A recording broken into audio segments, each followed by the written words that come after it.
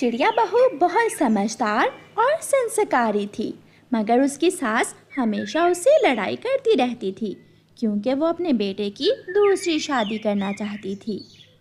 तेज बारिश में चिड़िया की सास एक पेड़ की डाल पर गौरी कवि के पास बैठी हुई थी।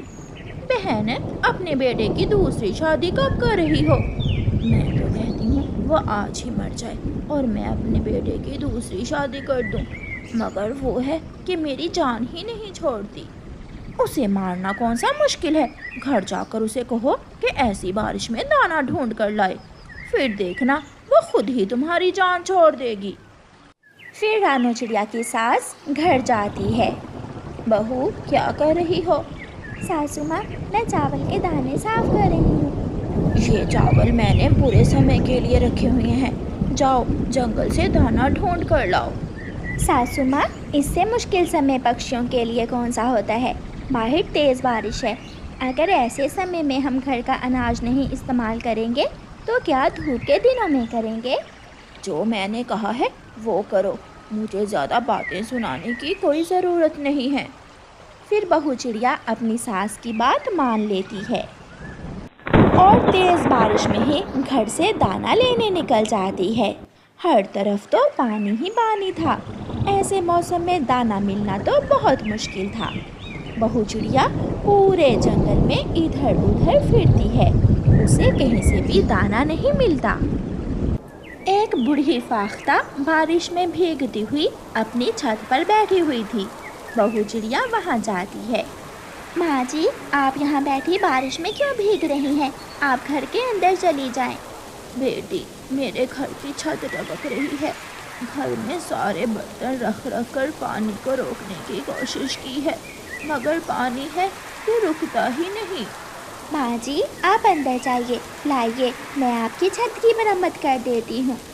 फिर बूढ़ी फाख्ता घर के अंदर चली जाती है और बहू चिड़िया पेड़ से पत्ते तोड़ तोड़ कर उन्हें छत के ऊपर लगाती है और थोड़ी ही देर में छत को ठीक कर देती है। लो माँ जी, हो गया, अब ठीक है, अब तो घर के अंदर पानी नहीं आ रहा। शुक्रिया बेटी, मैं बूढ़ी जान तो कब से ये पानी रोकने की कोशिश कर रही थी। बेटी, लो ये दाना तुम ले जाओ, मेरे पास बहुत सारा दाना है, तुम्हारे काम आएगा। माँ जी, आपका बहुत बहुत धन्यवाद।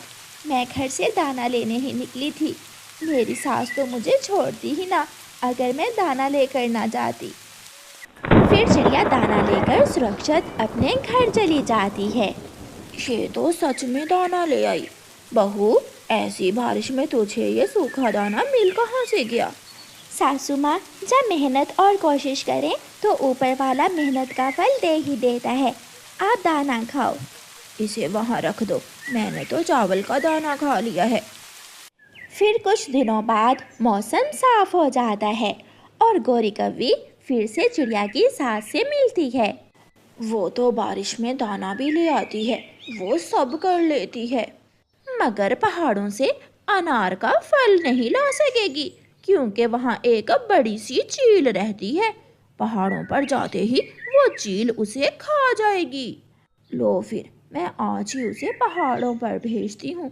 घोरी, किसी तरह भी उस बहू से मेरी जान छुड़वा दो, मैं तो अपने बेटे की दूसरी शादी करके ही रहूँगी।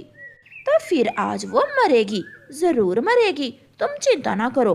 हाँ, मगर जब तुम्हारी बहू से जान छूट जाए मुझे मिठाई खिलाना ना भूल जाना।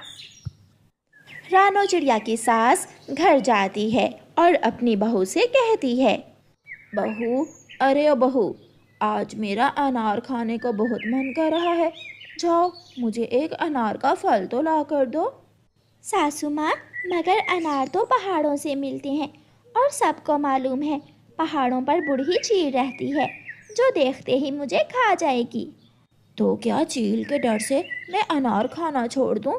अनार तो तुझे लाकर ही देना होगा, वरना जब मेरा बेटा लौट कर आएगा तो मैं बताऊंगी उसे कि तुमने मुझे भूखा